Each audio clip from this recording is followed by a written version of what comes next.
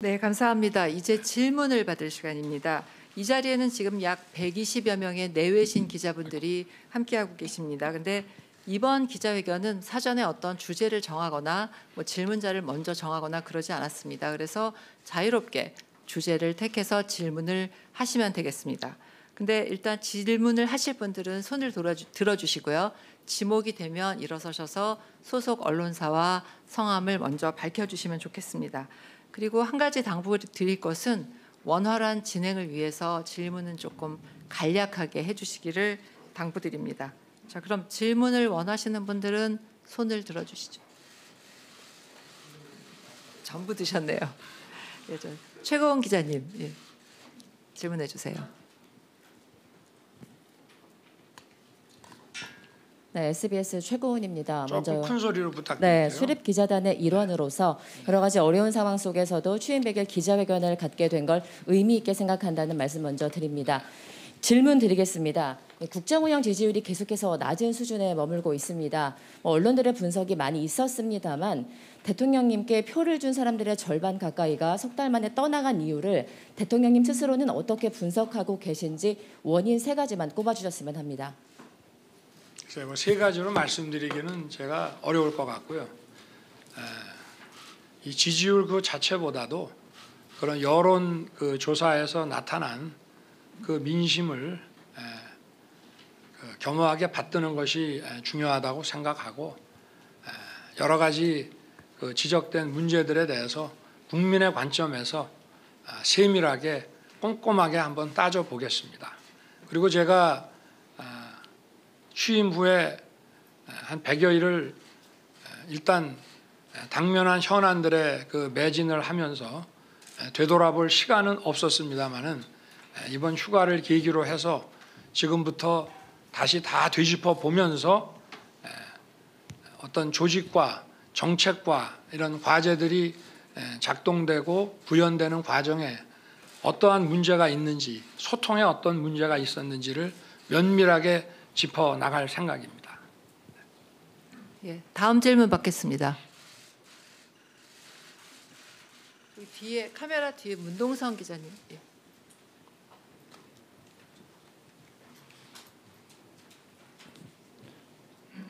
예, 안녕하십니까. 국민일보 문동성 기자입니다. 우선 취임 100일을 축하드립니다. 네, 다만 마냥 축하드릴 수만은 없는 것이 취임 후 국정수행 긍정평가는 하락하고 안 보여서 예, 알겠습니다. 네. 하락하고 부정평가는 계속 상승했는데요. 이제 국민들은 여론조사에서 부정평가의 가장 큰 이유로 인사 문제를 꼽았습니다. 대통령님께서는 왜 인사가 가장 문제라는 평가를 받는다고 생각하시는지, 그간 미흡한 점이 있었다면 어떤 개선 방안을 생각하시는지 듣고 싶습니다. 그래서 조금 전에 우리 최고은 기자님 그 말씀하신 거에 대한 답변으로 어느 정도 제 입장을 말씀을 드린 것이라고 저는 생각을 하고 지금부터 다시 다 되돌아보면서 철저하게 다시 챙기고 검증하겠습니다. 그리고 그 인사쇄신이라고 하는 것은 국민을 위해서, 국민의 민생을 꼼꼼하게 받들기 위해서 아주 치밀하게 점검을 해야 되는 것이지 어떤 정치적인 국면 전환이라든가 이런 지지율 반등이라고 하는 그런 그 정치적 목적을 가지고 해서는 저는 안 된다고 생각하고 좀 시간이 필요할 것 같습니다. 제가 지금부터 벌써 시작을 했습니다마는 그동안에 뭐 우리 대통령실부터 어디에 문제가 있었는지 지금 짚어보고 있습니다. 네. 예, 다음 질문 받겠습니다. 한재훈 기자님. 예.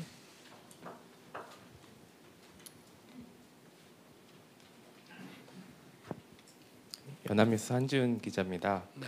취임 100일 축하드립니다. 네, 고맙습니다. 그 아까 말씀에서도 언급을 하셨는데요. 그 광복절 경축사에서 언급하신 담대한 구상과 관련해서 그 구상을 현실화하기 위해서 어쨌든 대화의 물꼬를 터야 할 텐데 우리 측에서 먼저 북한 측에 당국자 간 회담 같은 거를 제의할 계획이 있으신지 궁금하고, 그 과정에서 만약에 북한이 체제 안전 보장을 요구를 한다면 그에 대한 대응 방안도 갖고 계신지 궁금합니다. 저는 뭐 선거 과정에서부터 북한과의 대화는 필요하다고 말씀을 드렸고, 다만 남북 정상 간의 이런 대화나 또 주요 실무자들의 대화와 협상이 정치적인 쇼가 돼서는 안 되고 어떤 실질적인 한반도 동북아의 평화 정착에 유익해야 된다는 그런 말씀을 드렸습니다. 그리고 제가 그 광복절에 발표한 그런 그 비핵화 그 로드맵에 따라 우리가 단계적으로 지원할 수 있다고 하는 것은 먼저 다 비핵화를 시켜라. 그럼 우리가 그 다음에 한다. 이런 뜻이 아니고 그런 확고한 의지만 보여주면 거기에 따라 우리가 할 수 있는 일들을 다 도와주겠다는 얘기이기 때문에 종전과는 다른 얘기고 이렇게 의지를 먼저 우리가 주어야 저쪽의 답변을 기다릴 수 있고 앞으로도 의미 있는 우리 한반도 평화 정착에 필요한 그러한 의미 있는 이런 회담 내지 대화가 가능할 것으로 생각합니다. 그리고 체제 안전 보장이라고 하는 것은 우리 대한민국 정부가 해줄 수 있는 것은 아닙니다. 다만 저나 우리 정부는 북한 그 지역에 어떤 그 무리한 또는 힘에 의한 그런 현상 변경은 전혀 원하지 않습니다. 제일 중요한 것은 남북한 간의 지속 가능한 평화의 정착이고 우리가 북한에 대해서 여러 가지 경제적, 외교적 지원을 한 결과 북한이 그에 따라서 자연스럽게 변화한다면 그 변화를 환영하는 것뿐입니다. 네, 다음 질문 받겠습니다. 뒤에 잘 안 보이는데 조주희 국장님. 예. ABC 뉴스 조주입니다. 죄송합니다. 저 영어로 질문하겠습니다. If denuclearization of North Korea is realistically impossible, despite your audacious economic plans, there are also people who say that perhaps South Korea should also become a nuclear state, and there are also poll results as well for balance of power and also to have a better chance of achieving peace. Do you agree or disagree, and can you share with us why? 네, 대통령님, ABC 뉴스 조주희 국장입니다. 비핵화 관련해서 질문 드리겠습니다. 발표하신 담대한 구상에도 불구하고 만약에 현실적으로 북한의 비핵화가 불가능하다면 일각에서는 대한민국도 핵을 보유해야 한다든지 또 그에 맞춰서 세력 균형을 달성해야 된다는 그런 의견이 있습니다. 이것이 더 평화에 기여할 것이라는 의견이 있는데 이에 대해서 동의하시는지 또는 동의하지 않으시는지 대통령님 말씀을 듣고 싶습니다. 저는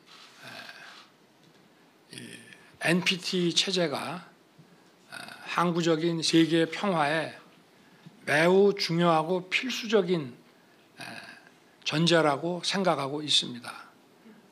그래서 어떠한 상황이 되더라도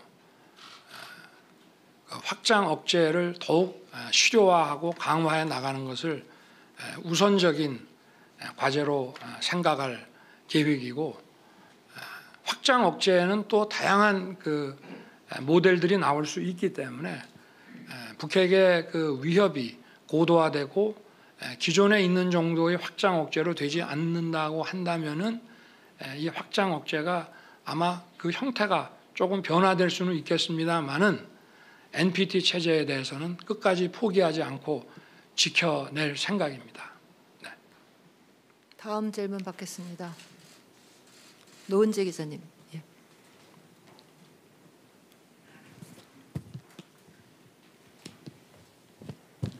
네, 조금 껄끄러우실 수도 있을 질문인 것 같은데 좀 드려야 할 것 같아서 드립니다. 채널A 노은지 기자고요.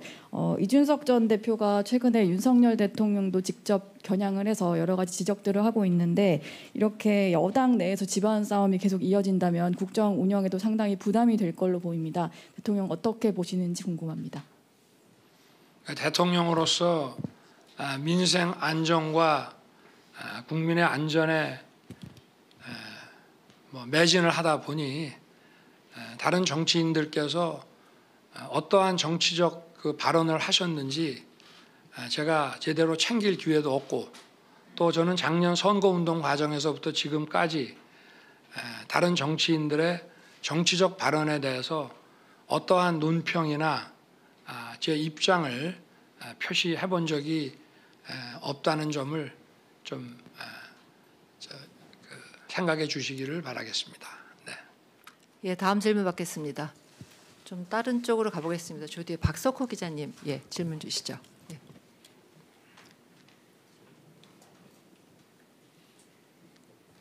네, 부산일보 박석호 기자입니다. 대통령께서는 2030년 부산 엑스포 유치를 새 정부의 국정과제에 포함시킬 정도로 강한 의지를 갖고 계신데요.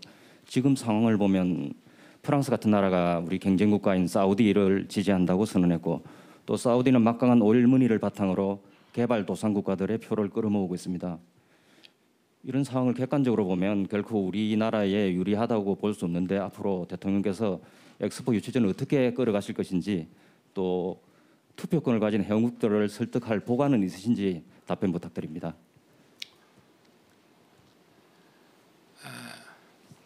투표권을 가진 회원국들이 굉장히 많습니다. 그래서 한 국가 1대1로 설득을 해서 지지를 끌어내는 것 이외에는 달리 방법이 없고요. 저희가 또 늦게 시작했고 또 이 유치 과정에서 아마 저희가 감당할 수 있는 비용이 아마 사우디가 훨씬 우리보다 유리한 입장에 있는 것은 분명합니다. 그러나 이 엑스포라고 하는 것은 모든 그 회원 국가가 자국의 그 상품을 전 세계에 가장 효과적으로 광고하고 보여주기 위한 것이기 때문에 그런 것을 해낼 수 있는 그 역량과 인프라에 있어서는 우리는 사우디보다 훨씬 우수한 경쟁력을 갖고 있다고 저는 확신합니다. 그래서 그 엑스포 그 관계자들도 한국이 늦게 시작했지만 아직 시간이 1년 이상 남아 있기 때문에 최선을 다해서 뛰면은 반전이 가능할 것이라고 저희에게도 조언을 주고 있고 저희도 지금 차곡차곡 그 지지 국가를 하나씩 이렇게 지금 이끌어내고 있는 상황입니다. 무엇보다 저희는 과거에 이런 그 엑스포를 이번 2030과 같은 등록 엑스포는 아니지만 그리고 올림픽도 했고 이런 국제 행사를 치러본 경험이 탁월하게 많기 때문에 저는 제가 나토에 가서도 그 양자 회담을 하면서 그 지지를 호소할 때 여러 그 귀국의 그 상품을 전 세계에 그 보여주는 데 있어서 대한민국만큼 그 확실하게 그 광고를 해줄 수 있는 그런 인프라를 갖춘 경쟁국은 없다. 그런 점을 강조를 해왔고 막 그런 차원에서 열심히 하면은 저는 가능하다고 생각합니다. 그리고 이것이 주는 경제적 그 효과가 워낙 크기 때문에 저희가 결코 포기할 수 없는 것이고 최선을 다해야 한다고 생각합니다. 예, 다음 질문하실 분요.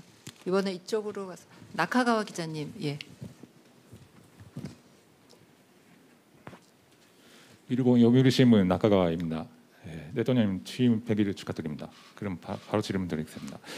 광복절 건축사에서 한일 관계를 빠르게 회복하고 발전시키기를 원하고 계시다고 말씀하셨습니다. 그런데 가구사 문제, 특히 강제징용 문제 해결이 쉽지 않고 더 시급합니다. 대통령께서는 어떻게 하면 해결이 될 수 있을 것이라고 생각하고 계십니까? 또한 기시다 총리와의 정식 정상회담이 아직 이루어지지 않았습니다. 정상회담이 이루어진다면 어떠한 대화를 나누실 생각이신지요?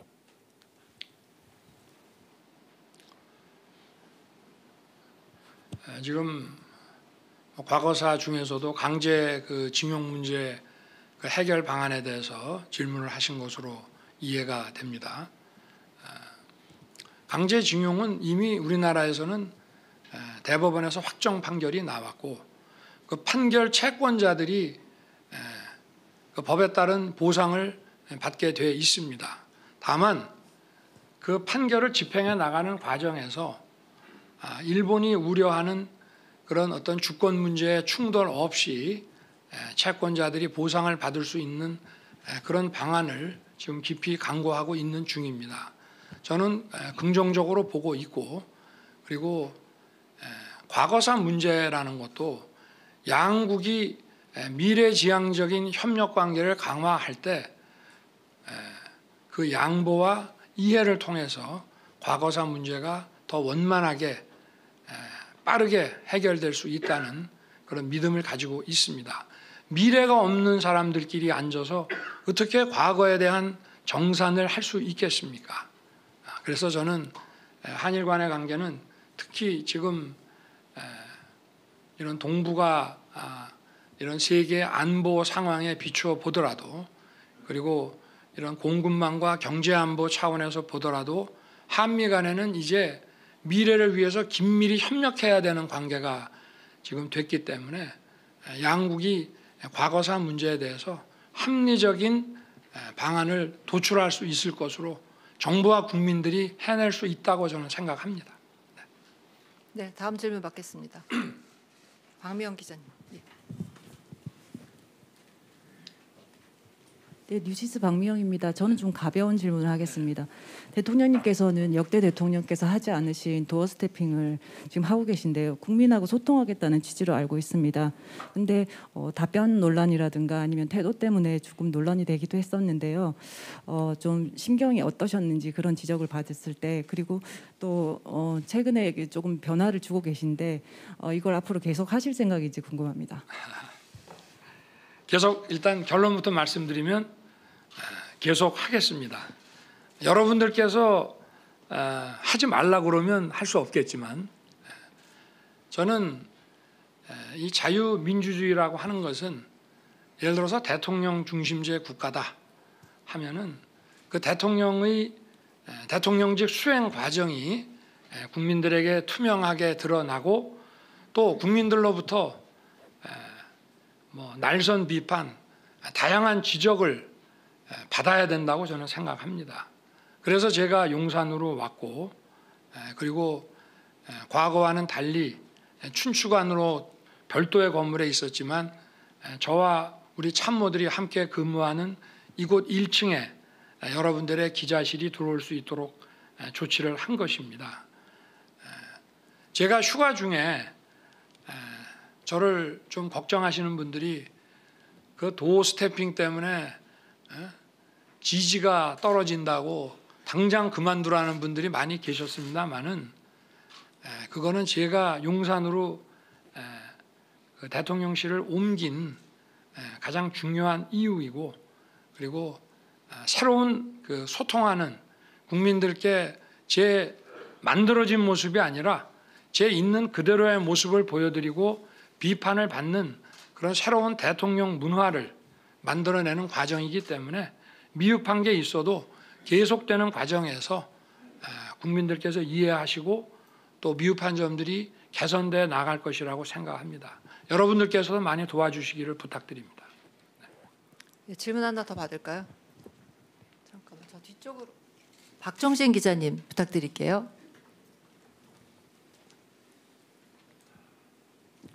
머니투데이 박종진입니다.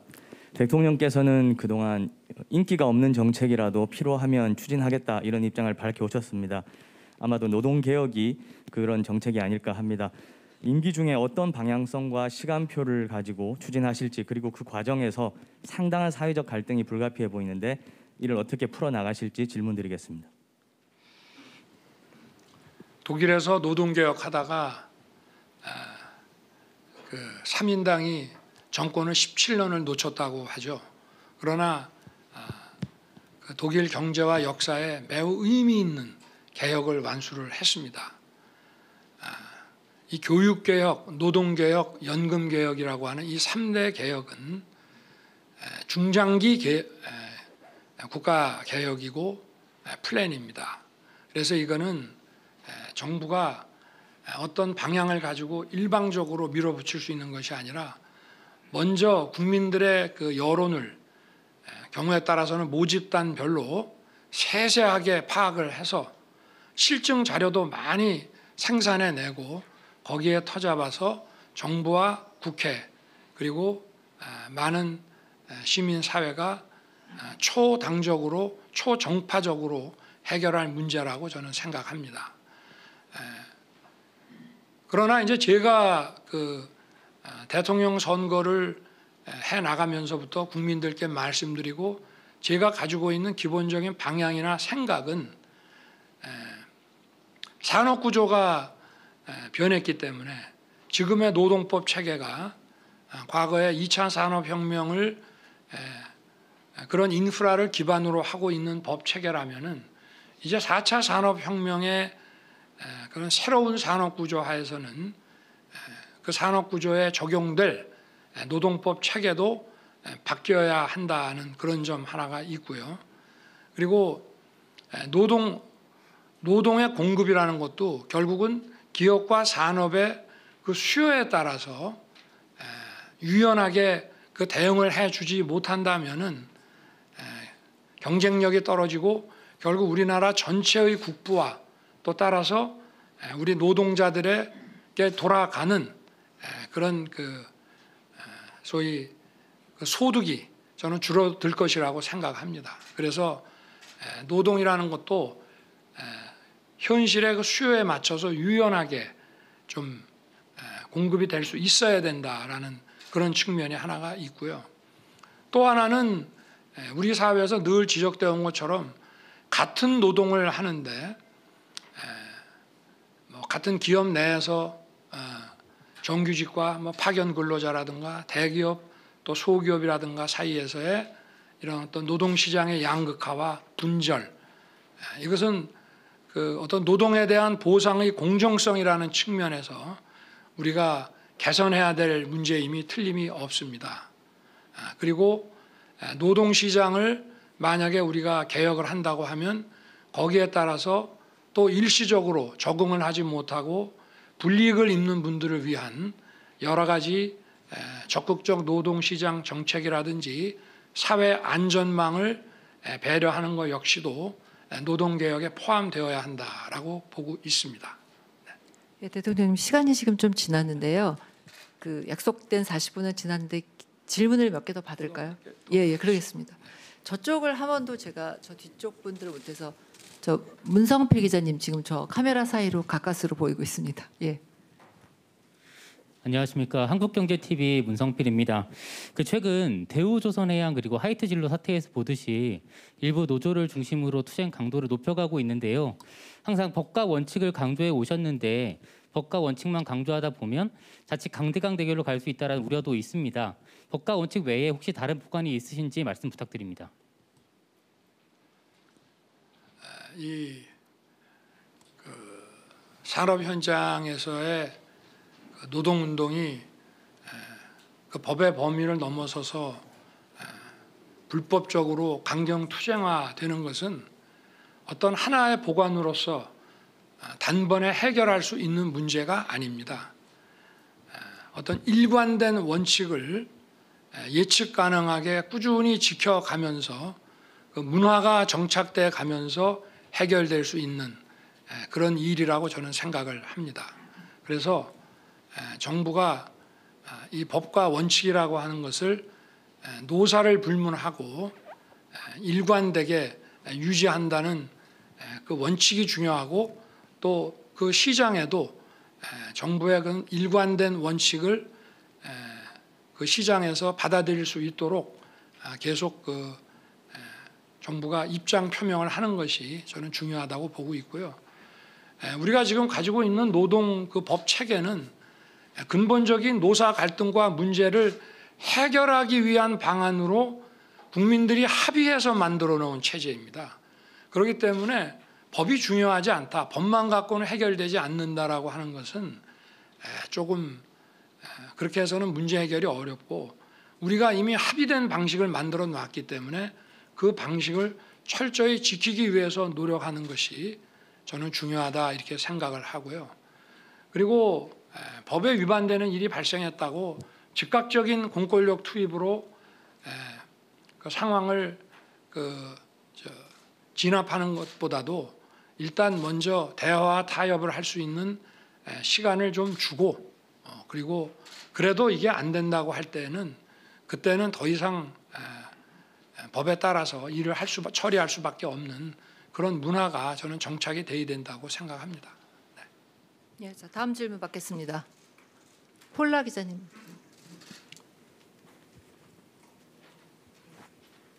Anashnika, Paula Hancock, CNN. I wanted to ask, Mr. President, about your global pivotal state. You have mentioned going to the NATO summit a number of times this morning. When it comes to Ukraine, are you planning to send more than just non-lethal military aid? Are you planning to send what President Zelensky asked the National Assembly for, more offensive military aid?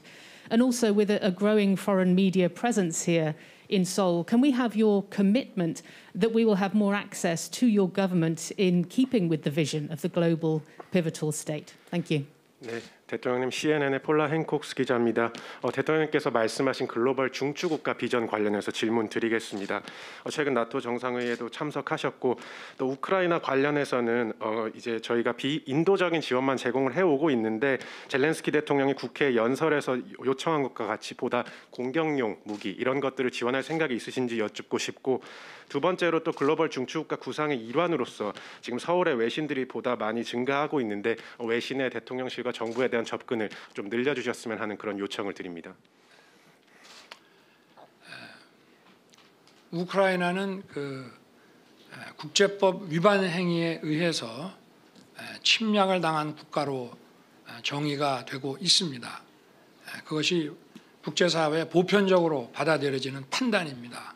그래서 우리 대한민국도 국제사회와 함께 우크라이나에 대한 다양한 지원과 또 우크라이나 그 국민들의 어떤 피해 회복을 위해서 그 인권의 복원을 위해서 최대한 노력하고 있습니다. 다만 공격용 무기 내지는 군사적 지원을 어떤 방식으로 할 것인지에 대해서는 제가 오늘 이 자리에서 말씀드리기는 좀 어렵고 우크라이나 그 국민들이 빠른 시일 내에 그들의 자유를 회복하고 그 손괴된 국가 자산을 다시 복구할 수 있도록 최선을 다해서 도와줄 생각입니다. 그리고 용산 대통령실에 우리 외신 기자분들의 그 접근 기회는 더 확대하도록 노력하겠습니다. 예, 그럼 약속한 시간보다 지금 10분이 거의 지나서 마지막 질문 하나 받고 마무리를 하도록 하겠습니다. 저 뒤쪽에 하요미 기자님. 예. 네. 네, 안녕하세요. 이투데이 하요미 기자입니다. 얼마 전 폭우 피해로 그 반지하 사망자 발생으로 인해서 대통령께서도 현장으로 가셨고 그다음에 서울시에 의해서 이어 국토부에서도 이제 관련 대책을 발표를 했는데요. 근데 이제 임대 그 공공주택 지원 같은 경우는 시간이 너무 많이 걸리고 그다음에 월세 지원책 같은 경우는 아무래도 좀 실효성이 떨어진다는 좀 지적이 제기되고 있는데 그래서 당장 내년에 이런 폭우 피해를 막을 수 없을 것이라는 우려가 좀 제기가 되고 있습니다. 그래서 이런 우려를 불식시키기 위한 좀 해결책이 있는지 궁금합니다. 저희가 그동안은 이제 이 주거 복지라는 관점에서 열악한 그 주거 환경에 사시는 분들의 문제를 바라봤는데 이번 그 기록적인 집중 호우 그 피해를 저희가 보면서 이분들에 대한 안전이 더 시급한 문제이구나 하는 것을 느꼈습니다. 지금 공공임대주택에 대해서도 어느 정도의 여유분이 좀 있고, 그리고 이분들이 지상의 주택으로 이전할 수 있는 전세자금 금융지원 여력도 좀 있습니다. 그래서 이거를 빨리 시행을 해서 이분들이 먼저 향후에 이런 집중호우가 내리더라도 안전하게 계실 수 있도록 먼저 장치를 만들고요.